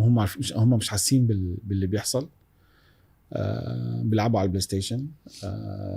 بينزلوا بيلعبوا فوتبول. بيروحوا المدرسه في كامبينج في كل بدأوا يعيشوا حياتهم. كل الحياه متاحه لهم. انا ومراتي بنبص لبعض يعني هنعمل ايه؟ في حد تنازلي هيحصل في 15 يوم ومش هنرجع مثلا نروحوا. لا نحن هناخدكم نركبوا في الطياره على لبنان. فالصبح بدري رحت مصحيها من النوم. قلت لها جاهزه؟ بصت لي قالت لي ايه المره دي؟ قالت لي جاهزه. رحت اشتريت عربيه. هناك عربيات انا طبعا معيش ورق. خدوا كل باسبوراتي علشان ما تفكرش تسافر حتى تاني من قبل. اول ما توصلي بتسلمي باسبوراتك عشان موضوع بيدرسوا موضوع الهجره. اللجوء معيش حاجه تثبت شخصيتي غير اي دي بلاستيك. هم طابعينها بيورو الا ربع عليها رقمي الرباعي بتاع بس ما تنفعش بره المدينه بتاعتك. فاهمه؟ هي مش حاجه رسميه. مش حاجه رسميه يعني. هي قطع اي دي بلاستيك بتوريه انه انت اسمك مين. فهو بدق الشرطي اسمك على الواحد بيطلع لك. بس بره دنمارك ولا معي حاجه تثبت انه انا مين يعني. فرحت اشتريت عربيه من العربيات هناك. لما بتيجي توتال لوز يعني بيرموها عشان يكبسوها. ما هو مزاد. مش مزاد. لا ب 300 يورو. فبتتكبس بتتحول لمكعب حديد. اوكي. وهو بياخد ثمنها. فرحت خدت عربيه طبعا معيش ورق. والعربيه بدون ورق ولا فيها تامين يعني اسيرانس. رحت اشتريت برضو ترولي من غير نمره. فالترولي اللي بتجريها في عربيتك لازم تبقى نفس النمره. فانت اساسا دي من غير نمر. دي من غير نمر وانا من غير نمر. انت اساسا من غير اي حاجه. انت مفيش لا اسم ولا معايا برمي ولا معايا رخصه قياده ولا معايا رخصه نفسي ولا حد يعرفني. انت ولا حاجه. انا اسف. ولا حاجه. ولا حاجه. خدي بالك ولا حاجه. ده هو اللي قواني يعني. لما يكون انت عندك مرحله مفيش حاجه تخسريها انت هتخسر ايه؟ انت مفيش حاجه خسرها. فده اللي بيقويكي. ده اللي بيخلي انت كل ما تملكتي في الارض كل ما خفتي. كل ما استغنيتي كل ما قويتي.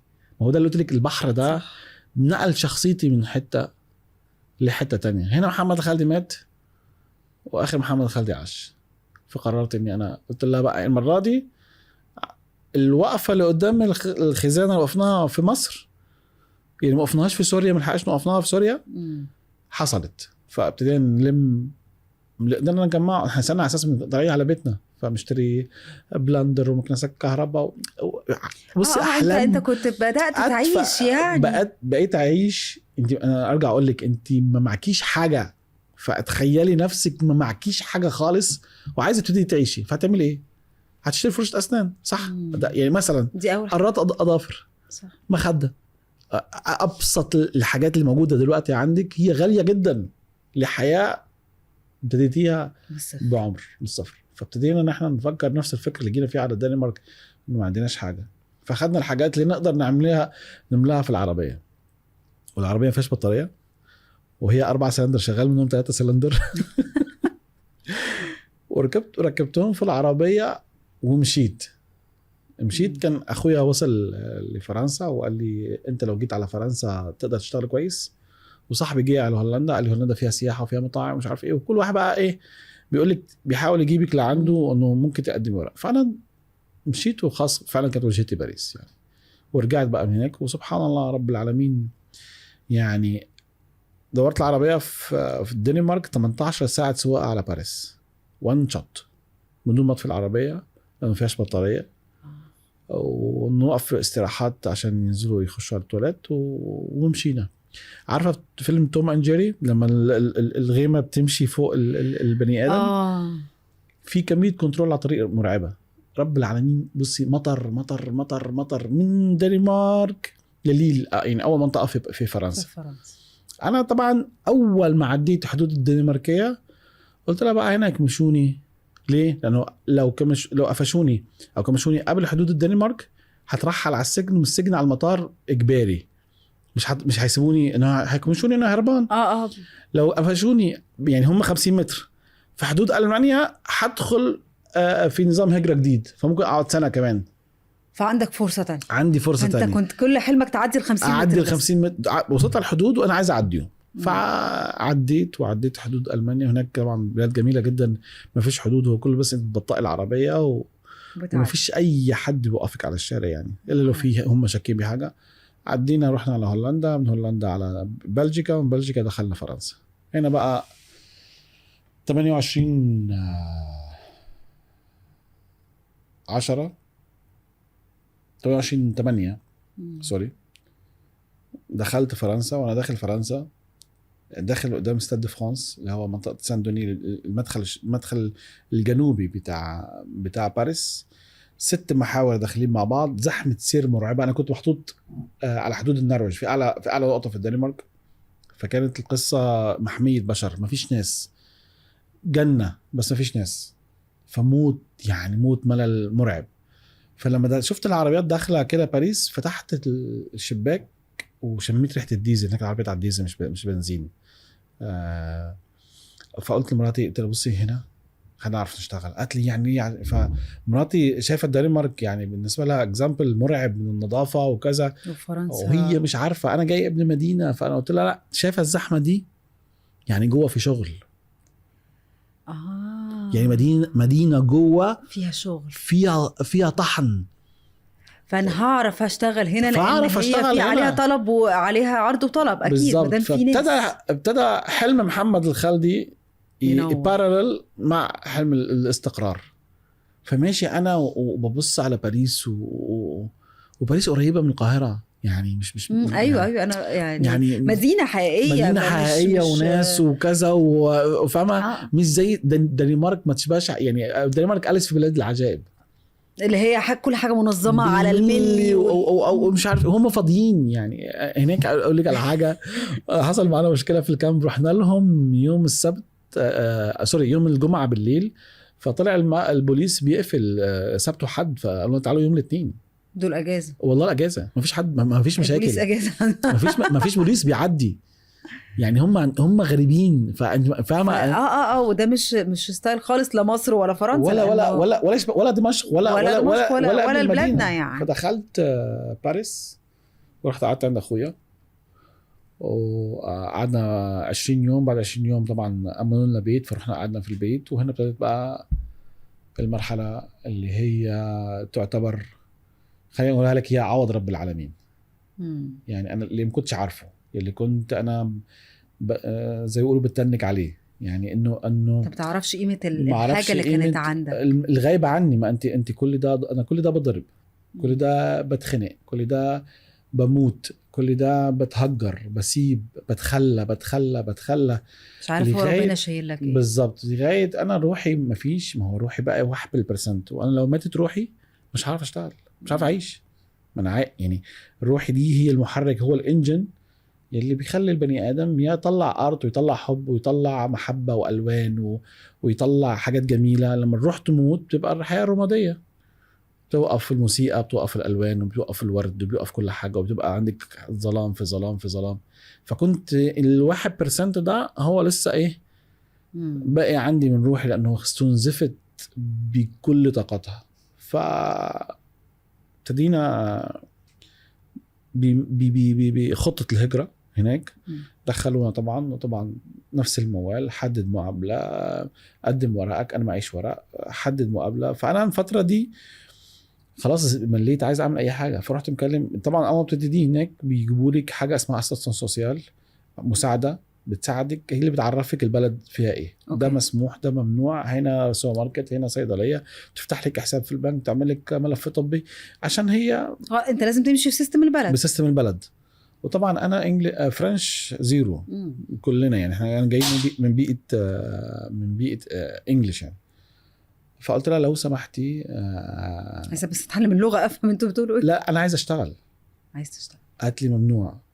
يعني مش عايز فلوس، انا عايز اشتغل، حطيني في اي حاجه اعمل فيها اكتيف، يعني اكتيفيتي. قالت لي هشوف. وفعلا غابت عني حوالي 20 يوم. جت البلديه هناك، دار البلديه هو عباره عن دار ثقافي بيعلم، عندي مشكله بتروحي له، فيه مسرح، فيه اماكن تعليم غنى، في مراكز تدريب الطبخ، بيعلم لغه. كل ده بيحصل في دار البلديه اللي هو اسمه الميري. الميري ده مش مكان مرعب يعني، سوري على زي هنا يعني، او في سوريا يعني، هو مكان دار البلديه لكل الناس. اوكي. رحت فابتديت ادرب الستات هناك. اوكي. على الطبخ، وهم يعلموني لغه 3 شهور. ده مقابل ده انا اتعلم منهم لغه، انت تتعلم منهم لغه وصاد ان انت تعلمهم طبخ. فده طبعا هم استغربوا ان ازاي اشتغل مجانا وازاي بقى انا اكتف، وده عجبهم جدا. وجي المير هو رئيس البلديه، قال لي طب احنا عندنا ايفنت عايزين نطبخ. قلت له يلا. جبت الستات اللي علمتهم الطبخ، عملنا ايفنت في الصحافه، صورت، فابتدت الايه الدنيا تتشهر بقى، واسمك مش تتشهر بس انا ابتديت انا خلاص يعني بدأت تعمل في حاجة. تويتر طلع عني.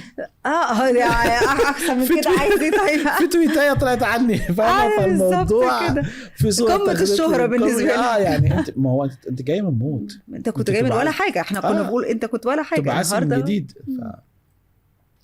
فخدت، فكان الحلم اني انا لو حتى الف يعني ليه قلت لك لما كنت في مصر الحلم ده ما كانش واصل لي، بس انا في فرنسا ان انا عايز لو حتى افتح طعميه، اشتغل في اي مطعم، الف طعميه، اي حاجه يعني، اي حاجه عشان ابتدي. نفس الفكره انه صح. لازم السوق ده افهمه وابتدي. وبالفتره دي طبعا ربنا كرمنا، اخذنا ورق يوم 11/3/2016. قبليها ب5 ايام البنت دي كارول جات لي، قالت لي انا في ناس بيفتحوا مطبخ وعايزين شيف. فبعدنا لهم، فرفضونا عشان انا معيش ورق. طبعا شرحنا لهم في الايميل. فخدت ورقي بعد 5 ايام، بعت لهم، فمضيت عقد بعد 5 ايام. يوم 17/3/2016 انا ليجل، معايا ورق، بشتغل. اسرع حد بيمضي عقد شغل، بشتغل على متر. كان الشغلانه متر على ظهر مركب في نهر السام، اسمه بوتيت باند. وهو ده كان الباندز الكبيره العالميه بالشتاء بتفتح، بتيجي هنا وبيعمل كونسير. بس هو مركب كبير، بس بوتيت باند، الباندات الكبيره هناك بس عملاقه. وفعلا عملت طعميه وعملت المزات السوريه بتاعتنا، وابتديت ابيع طبق حكايه يعني. يقف هم لذيذين جدا. ايه ده وده اصله منين، وطب انت مين وجاي منين وازاي وصلت على البلد. فابتدت الستوريز بتاعتي تسبريد في كل حته. وانا استريحت، اولاد دخلوا مدرسه، اخدت ورق نظامي، فبقيت مواطن. فبقيت انت بدأت تعيش بقى هنا الحلم بتاعي يرجع الروح بقت نبض القلب بتاعها 1000 في الواحد، دب دب دب دب دب. فانا ابتديت انا خلاص اكتف. فانا انا محروم من 2011 ل 2016 من حياه ادميه، حياه تعني انه احنا في اوقات كتير مش بنفكر في يومنا انه في حياه حقيقيه. ده حقيقي. يعني اليوم بيعدي وبيجي لنا اكتئاب من حاجات يعني وانت في حياه كامله انت فقدتها مش مره. وبقيت اتعامل انا انسان وانت انسان. فانت متخيله الشعور ده؟ والله العظيم ما حد يقدر ثمنه غير ما يفقده. اتعامل معاكي انا وانت انسان، نفس الحاجه. ما فيش حاجه تفرق عني بالتعامل تحت سقف الدوله، ولا تحت سقف الحقوق، ولا تحت سقف العرق العنصري ولا الطائفي ولا وات ايفر.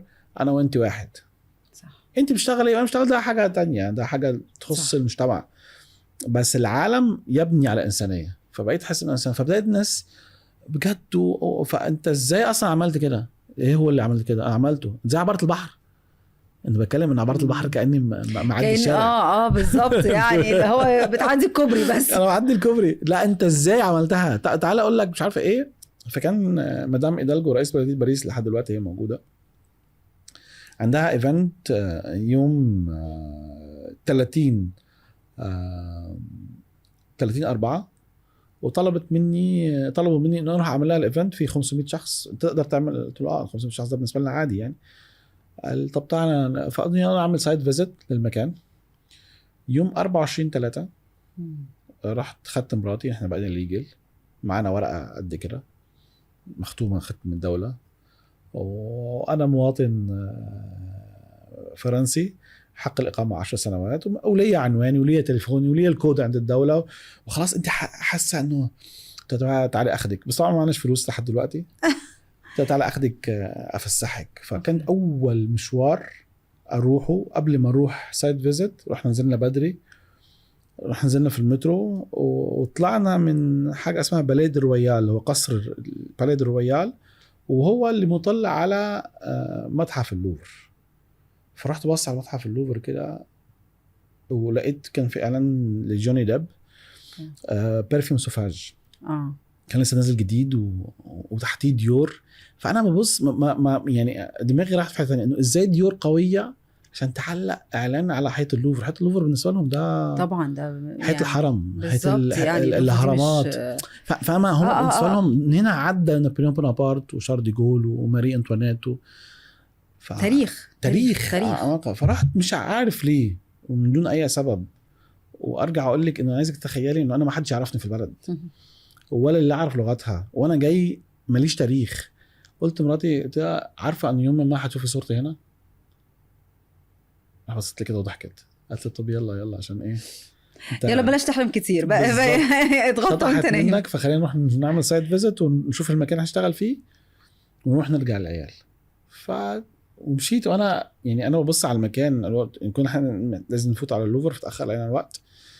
ومشينا على قصر البلديه. قصر البلدي الهوتيل دي فيل بتاع باريس او قصر بلديه باريس هو عباره عن قصر قديم بتاع ماري انطوانيت، وفيه كميه ارت مرعبه جوه. وانا انت عارفه داخله مذهولين بالجمال. شفنا المكان. الكلام ده كان 24/3 24/4. طبعا احنا عملنا الايفنت لمدام إيدالجو، ده قصه كبيره برضو. 24/5 24/6 صديقي بيتصل فيا الساعه 11 بالليل وقال لي اتفضل انزل شوف صورتك متعلقه فين. قلت له فين؟ قال لي قدام متحف اللوفر. لا بتهزر. نعم. وبعت طبعا الصور كلها دي موجوده. ايامها اولادي كان عندهم مشكله في المدرسه بالتنمر، ما يعرفوش يتكلموا طبعا. فاولاد صغيره يعني هو مش كنت تنمر، بس هو مش عارف ينخرط. هو مش عارفين ياخدوا اللغه يعني حاسس حاله ضعيف. يعني هو حاسس حاله انا هو دول اقدم منه، يعرفون المدرسات بتاعتهم صحابهم في المدرسه، وانا ده جاي جديد ومش عارف. وانا نقلته من لغه من بلد لبلد لبيت. فهو عنده مهزوز. الولد مهزوز مش صح. ومش مآمن ان احنا باقيين. خدي بالك هو مهزوز ومش مآمن، مش ضامنني لانه احنا باقيين في البلد دي. حتى لما اخذنا الورق كان سؤالهم الاول انه خلاص احنا هنبقى هنا. اعمل صحاب. عمر سألني السؤال، انا اعمل صحاب؟ كان مش عايز يعمل صحاب، خايف يخسرهم. فقلت له لا احنا باقيين هنا ان شاء الله واعمل صحاب. فلما الساعه 11 بالليل خدتهم ونزلنا وحضننا بعض وقعدنا نعيط على الصوره، مش على الصوره بس، هو على الرحله، على التعب، على يعني تعتبريه اول مكافاه. خليني اقول لك يعني ما كنتش اصلا متخيل.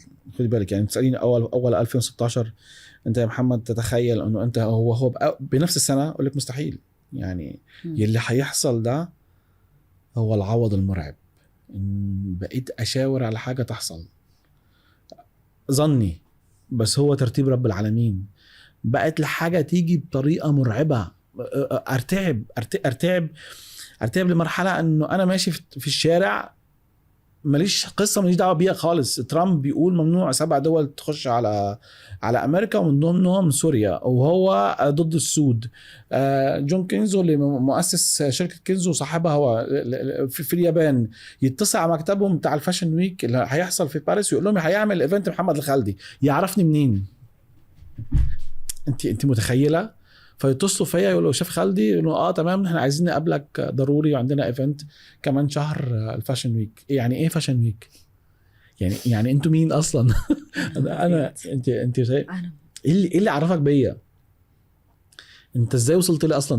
مش انا فاهمه الموضوع. فاروح اعمل الميتنج وانا داخل عادي ولا معايا ورقه وقلم، وداخل عادي انا اقعد اناقش هننزل اكل ايه وكذا، الاقي 30 شخص قاعدين جايبين شركه براتشفيلد من لندن تنظم الفاشن ويك. وانا بص جزء من قوتي هناك اني لا اعلم، واللا اعلم دي ادتني سيلف كونفيدنس. انت مين قاعده قدامي؟ ولا حاجه، ما اعرفكيش، ما اعرفش انت مين، ما اعرفش انت مين فانا مستريح جدا. فانا مديكي احساس ثقه عاليه، بس انا ما اعرفكش ولا ما اعرفكيش. لا الراجل ده جامد جدا يعني انا فعلا ما اعرفش، انا مش فاهم. انا قاعد ببص لهم كلهم هم قاعدين متوترين وهنعمل ايه. فانا تخيلي الايفنت ده والله العظيم بقول لهم انا قوتي بقى بتصميم الايفنت. فبنتكلم انتوا متخصصين تمام، فنجيب الايفنت في الطبق ده. هم عايزين يعملوا ايفنت فيري لوكس، بس يجيبوا اطباق عارفه اطباق الستانلس دي اللي فيها دوائر الستانلس القديمه وكذا، ومن الفكر ده ومعالق مش عارف ايه. قلت له خلاص دي موجوده يا اما في دبي او في الهند. قال نطلع على الهند نجيبها، او يعني انت تطلع تجيبها لنا او تطلع دبي تجيبها لنا. قلت الموضوع سهل بالنسبه لكم كده؟ هو في فلوس قد ايه؟ انا كنت بدي ميه بس. فانا كان حلمي يوميها، فانا طلعت ما قلتلهمش رقم. فهم قعدوا كتبوا كل انا عايز ايه ومن ايه ووروني المكان وهنعمل يبقى المطبخ فين وايه التصميمات بتاعهم. هم بيتكلموا على الفاشن ويك وانا فعلا ما عنديش خبره على الفاشن ويك ولا قد ايه هو مهم بالنسبه للعالم. طبعا ده يعني ده كل الانظار بتبقى يعني موجهه عليه. هو ده العالم يعني. فخرجت فبكلم، كنت بتعرف على واحده اسمها مارين، هي بقت مديره اعمالي يعني هناك. فبقول لها مارين بصي انا في اليوم ده مش هاخد اقل من $3000 $3000 يورو. قالت لي نعم. قالت لي اوعى تقول رقم. يعني خليك انت على جنب، اطبخ انت مالكش دعوه انا هتصرف. ففعلا دخلت هي وخدت ما اعرفش ناقشهم يعني ولا اعرف حاجه. فدخلت وخدت المناقشه عنهم وكملت، فطلع الموضوع كبير قوي قوي قوي. بعديها دخلنا يوم الايفنت وبنعمل خلاص، وهم بقى جابوا لوريني هال المطربه امريكيه بشره سوداء يعني صح. عشان اجينست ترامب. وانا والناس بقى وبوسترات وانستجرام والناس ضجه في باريس انه اللي هيعمل ايفنت الشيف خالدي. طب هو مين شيف خالدي اصلا؟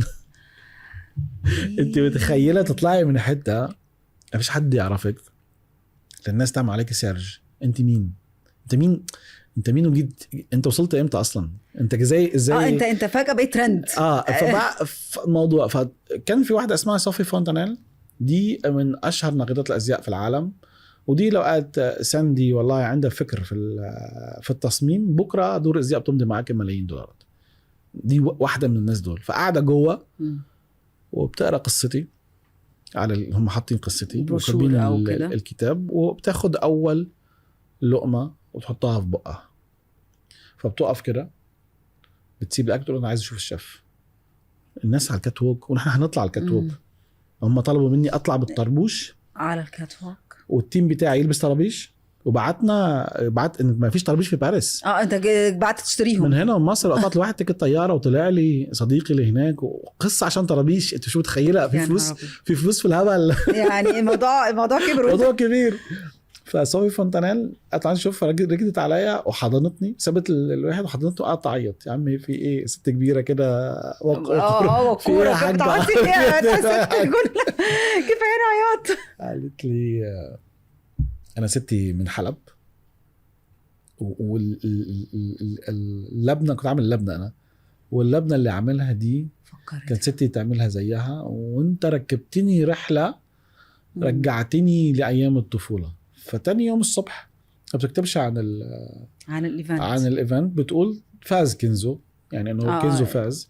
بس اولا طبعا انه هو بعت رساله مباشره لترامب، ترامب فكلمه ترامب في الميديا، وقدر يستعطف، مش يستعطف او يستحضر 50 سنه ذكريات موجوده في طبق صغير قدامه الشيف خالدي، يعني جاي على باريس يعني ينشر ثقافه المطبخ الاصيل وبس. واتفتحت الاول. فبقيت امشي 2017 ده، فبقيت امشي انا مش ماشي. انا بقوم الصبح بشوف الكالندر بتاعتي، عندي ايفنت في برلين، عندي ايفنت في مدريد، طالع اسكتلندا، طالع لندن، رايح كذا. انا اعرف من البنت يلا شيف عندنا في ايفنت. طب ايه الايفنت؟ والله انا بالطياره، انا قاعد انا وهي في الطياره، تقول لي والله الايفنت 1 2 3. طب الشيفات مستنياك تحت، اديهم اوامرك واعمل كذا. فبقيت انا بقى الموضوع فوق العاده. 2017 دخلت انا اخويا تيست في باريس، ودفعنا تيكت 40 يورو عشان نشوف اهم شيفات في العالم موجودين جوه. 40 شيف، هم 3 ميشلان ستارز بقى، وعالم اللوكشري، ومكتب ميشلان ستار موجود هناك، وبورش، اهم حاجات في العالم. فانا داخل مذهول. عارفه فيلم بتاع الشوكليت ده، الولد لما يخش فاكتوري انا داخل انه عايز اصور معاهم. فقولي تنك عليكي وتقفي في الدور عشان تشوفي. انت في حاله انبهار. انا حالة انبهار والله. مسكت ايد اخويا كده، ايده اليمين، قلت له بقول لك في حاجات بتحصل والله مش بايدي. قلت له انا بقى هنا يوما ما هتشوفني هنا، وبقول له كده يعني انا يوما ما هتشوفني هنا. وراحت القصه وجي 2018 بعتوا لي انفيتيشن، انا فولي بوكت، بطير من بلد لبلد. وبقينا نقدم مش بس طبخ، نحن نقدم رساله وات نيكست، ايفنتات كتيره قوي، متاحف تفتح. هنا ابتدى بقى موضوع الميشن ستار للناس عشان تعرف ايه قصه 3 ميشن ستار. هنا بقى ابتدت الشيفات الكبيره. انا في التوقيت اللي هو من 2016 عملت حاجه اسمها كاتما او فور هاندز منيو. فبقيت انا اطبخ، انا سوري وهو فرنساوي، نطبخ اكل فرانكو سيريان، تمام. فنقدم اكل جديد، منيوز. فالشيفات عجبها الفكر وعجبها، خدي بالك نحن الميكس اللي اتعمل. وعشان تتعلميه يعني مثلا هم بيسافروا اليابان فبيتعلموا تكنيك جديد، وناس بتروح المغرب، فهم عايزين يتعلموا ايه التكنيكات اللي عندي وانا هاخد التكنيكات من عندهم ونتعلم. فبقى التشالنج يحصل ما بيننا. فبقت شيفات تعمل انفيتيشن، تعالى يا شيف خالدي بليز انا عازمك 3 ايام عندي. وطبعا الشيفات هناك الميشلانز كله عنده مطعمه وعنده الريزورت بتاعه، تمام، اوتيل وكذا، او يحجز لي طيران. وبقيت اطير اروح اقعد مع الشيف ونطبخ الكاتما الفور هاندز. هو عنده ففي تبادل ثقافات على الليفل ميشلان ستار. فابتديت في نجمه، وبعد كده نجمتين، وبعد كده وصلنا 3 نجوم، وبقينا نروح نسافر من بلد لبلد نطبخ 3 ميشلان ستارز فود. وبقت الدنيا طبعا جري مرعب. 2019 وانا راكب الطياره رايح لندن بعمل حفله لانجلينا جولي، جالي ايميل انه مبروك انت واحد من اهم 40 شيف في فرنسا اللي كنت. قلت له اخويا انا عايز اخش. فبقت العالم تدفع 40 يورو عشان تخش تشوفني واقفه في الدور عشان تصور معايا ليا البوكس بتاعي بقدم اكل.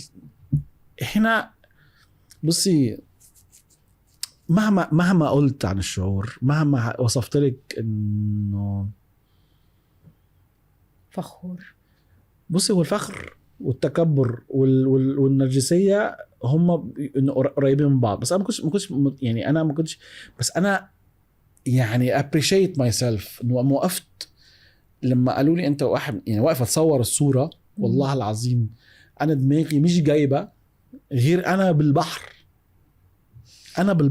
انا اللي عديت المرحله دي والنهارده انا واقف هنا واقف. الصحفيين اكتر من 250 صحفي والفيديوهات موجوده كلها بتتصورنا وعايزين بس يتصوروا معاكي. انت عارف انا قبل سنتين كنت ايه؟ انا جيت انا وصلت اوروبا في الشورت. معيش تيشيرت وشورت. انا ما كنتش لاقي تفاحه لابني. ما كنتش لاقي تفاحه لابني. ما كنتش قادر. انت يعني انا دلوقتي حتى دلوقتي طبعا انا اشخاص من كتر المواقف بتاعتي بقيت بعيط جدا يعني.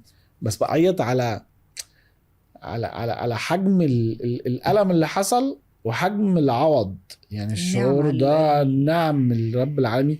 فبقى الموضوع والله مرعب يعني. لما وقف انا قدام حاجة ما تتخيليش يعني. تخيلي شركة جوجل كل سنة بتعمل الايفنت بتاعها، بتعمله في لندن في واتفورد في ريزورت هناك، وبتجيب شيف ليه ستوري في العالم كل سنة واحد، وبيبنوا مطعم وبيرجعوا بيهدوه عشان ما يحصلش نفس السنة عشان يصور ليهم قصة ستوري. وكل سنة بيودوا المسج دي على بلد.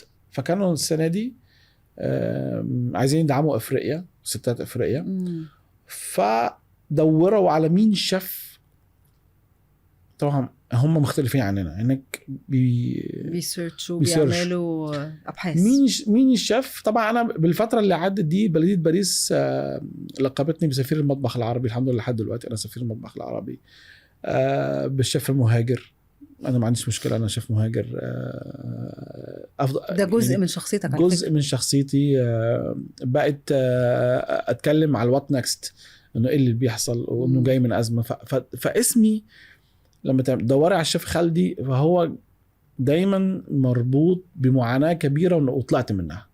فلما يكون عايزين يبعتوا ستوري عن اي حد زي ما اتكلمنا في الاول انه اسحبوا من اليأس انه هو لا يا عم قوم انفض قوم، فكانوا يجيبوني انا. فاتكلم لهم نتكلم معاهم ونشوف اللي بيحصل. حتى نحن رحنا على كاليه في 3500 مهاجر او 4000 مهاجر بيعلقوا هناك، لانه هو ده التونيل ما بين فرنسا ولندن. فالناس اللي مش عايزه تبصم في لندن لازم تروح ما تسجلش في فرنسا، فازلوا على لندن.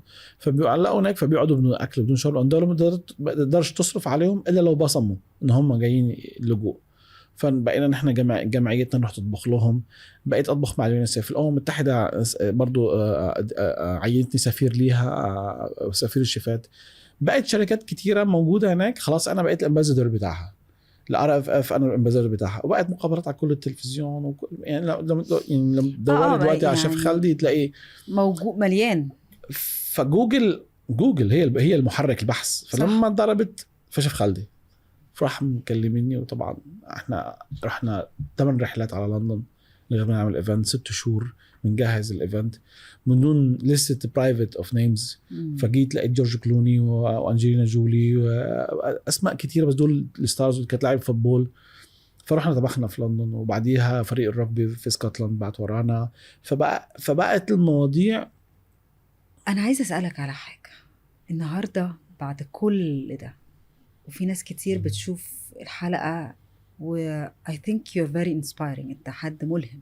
هي حلقة طويلة معلش سامحونا بس هي حلقة أعتقد محدش هيقدر يفوت من كتر ما القصص مهمة. بس لو أنا هقول للشيف خالدي يدينا رسالة للشباب، رسالة للناس اللي هي بتتفرج عليك النهاردة، وانت بقيت شخصية مؤثرة مش بس عشان تطلع في جوجل، لكن عشان الرحلة نفسها رحلة، عارف بنقول رحلة مليانة، رحلة قوية. بصي اهم حاجه هو المحرك، هو او اللي بيدفعك للموضوع ده. ما حدش يعرف نفسه يعني. انا مهما كنت احكي لك قبل رحلتي في البحر انه انا قوي او اقدر اعملها، او انا بخاف ما اقدرش اعملها، ما حدش يقدر الا ما يتحط تحت الضغط.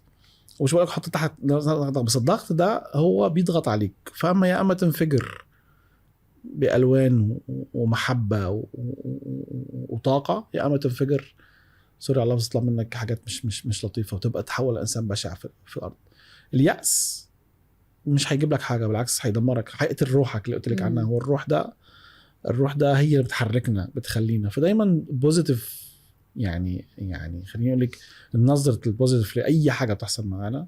رب العالمين ما عندوش غير الخير، هو ده اللي بيخليك تنتقل من حته حته. ابتدي دايما ما توقفش. يعني خسرت كل حاجه، انا خسرت وابتديت ورجعت جبت ورجعت خسرت خدي بالك بعد ما الكلام ده كله اللي حصل جت كورونا خدت كل حاجه ورجعت ابتديت من تاني. الموضوع ما بيخلصش طول ما في قلب بينبض وعقل بيفكر. ان شاء الله يبقى عمري 120 سنه هفضل ابتدي لان لو ما ابتديتش في حد هيجي يبتدي فوقي انا وهيمسحني.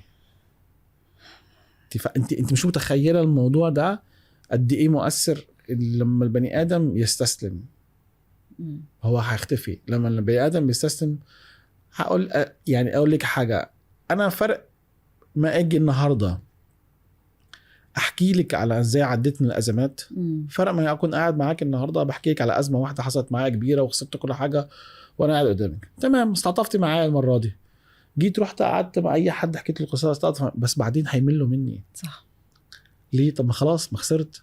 فرق ما تكون انت الانجن المحرك بتخسر وبتربح بتخسر وبتربح. طب انا حياتي بخسر وبربح، المشكله تعب بس هو اني اصعب اخسر وابكي على الاطلال على ما مضى، ولا اخسر واربح واخسر واربح وافضل متحرك. ما هو ده اللي بيديك النشاط. انت النهارده علشان الاضفر ده يطول لازم اقصه، لازم اهندله عشان ما يعملش ألم بعد شويه.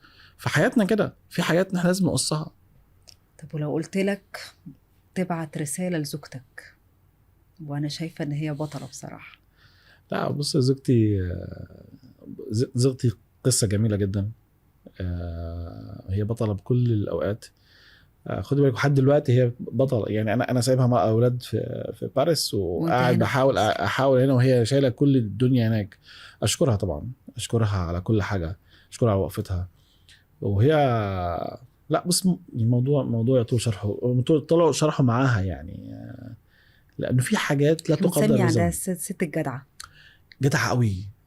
وفي حاجات يطول شرحها قوي قوي قوي قوي، لانه في مواقف ما بتتقدرش بتمن. لانه لا موضوع فلوس ولا موضوع هو في روح. يعني مسكت روحها حطتها قدامي، خد روحي دي معاك خلاص. انا ما اقدرش ابعد عن الموضوع. فيموت سوا ينعيش سوا، ده العنوان بتاعنا يعني. يا حنموت سوا يا نعيش سوا. فنحن قررنا نعيش سوا، ما قررناش نموت بعض. ولو نفسك في حاجه اولادك يكبروا عليها؟ الرضا. اللي وصل الرضا.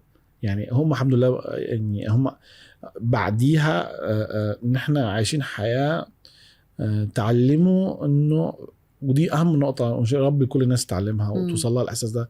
ما فيش حاجة ثابتة غير اثرك. وانا لما خرجت من الرحلة دي عندي امل ان شاء الله، وهسلمه اولادي برضو، انه لو ما مشيش من الدنيا دي غير اني اسيب اثر، مش اسيب فلوس. الفلوس بتروح وبترجع، بس لما اسيب اثر. بقول لهم دايما بشبه حاجه، انه الفراعنه مسكوا الكره الارضيه ومضوا عليها. لما بنوا الاهرامات هو ما بناش ليه ولا ابدا، هو بناها لينا واللي جاي بعدين واللي بعدين. هو تعال اقول لك بص، انا شوف انا عملت ايه. ده الاثر بتاعي، وعيش بقى تجيب مثله. مهما تواصل بنيان وعمران هو المخيل بتاعته. وطبعا مش هشبهلك نفس الاهرامات بس للفراعنه، بس انا نفسي في عندك حاجه اني اسيب اثر للناس تمام يستفادوا فيه، يخليهم يقوموا من العتمه اللي هم فيها على النور. يستخدمني عشان يقوى، يسمع اللي حصل عشان ينشط. هو ده الاثر. ونفسي اولادي برضو نفس الكلام، يعني الاثر ده ينتقل لهم وينقلوه للناس. يعني قبل ما نخلص قولي انت بتفتح فين دلوقتي؟ بفتح فين؟ هو النهارده لسه قبل ما اجي لعندك طبعا في مكان في التجمع الخامس من نمضي ان شاء الله. انا فاتح في بالم هيلز. عندي مطعم اسمه جوري ده فتحته في باريس. ده الماي بيبي بتاعي، جبته على مصر. وادينا من قدم استشارات برضو. انا بعمل كونسلتنج للمطاعم. كونسلتنج للمطاعم، كونسلتنج للجمعيات. دي نقطة مهمة جدا لكل ال NGOs أو لكل الناس اللي هم بيشتغلوا CRS أو أي حاجة بالعالم اللي عديت فيه. أنا بدي كونسلتنج ليهم في حاجات مجانية كتير قوي ما بناخدش ثمنها. وبنعمل إيفنتات، يعني بنعمل إيفنتات الحمد لله، يعني شغالين برضو بنعمل في القلعة، في قصر برون، في كل الشركات بنعمل إيفنتات مربوطة فود اند فاشن، فود اند ارت، فود اند ميوزك، ستوريز. يعني دايما انا يعني ما بحبش الشغل الكوميرشال، بحب الشغل اللي فيه ارت، فن، مش بس فن، فيه تارجت. انا حبعت رساله، حبعت هدف. بحبهم جدا للناس اللي بتفكر بالطريقه دي، وانا بحاول اكون منهم، فبساعدهم دايما وهم بيساعدوني. يعني فاي ايفنت تلاقيني موجود اني اساعد. ليه؟ لانه انا جاي من نفس المحنه اللي هم فيها، ويا ربي طبعا يطلعوا منها. شكرا شيف، لانه اعتقد ان الحلقه النهارده هي مش بنتكلم على شيف شاطر قد ايه، لكن بنتكلم على شيف شاطر ومر بتجربه مؤثره ومهمه وحقيقيه، ومش انت اللي قررت تدخل نفسك في التجربه دي، لكن المينتاليتي اللي عندك، طريقة التفكير اللي انت بتتكلم بيها، هي دي اللي تفرق، وهي دي اللي انا فرقت معايا، واللي اعتقد ان الناس اللي هتفرج عليها تفرق معاها. فاشكرك شيف محمد الخلدي. لا، الشكر ليك يا رب. ويعني طبعا بشكرك ان تحتي لي فرصة في مصر ان انا اقول للناس يعني بعض من الرحلة دي، ويكون يا رب زي ما قلت لك يكون اثر ليهم، او يعني اقدر اساعدهم في اي حاجه، ويعني اقدر اكون ساعدت في لو قليل من رحله انا عديتها عنه. يعني يا رب توصل المسج. يعني اشكرك. شكرا لك. شكرا لك.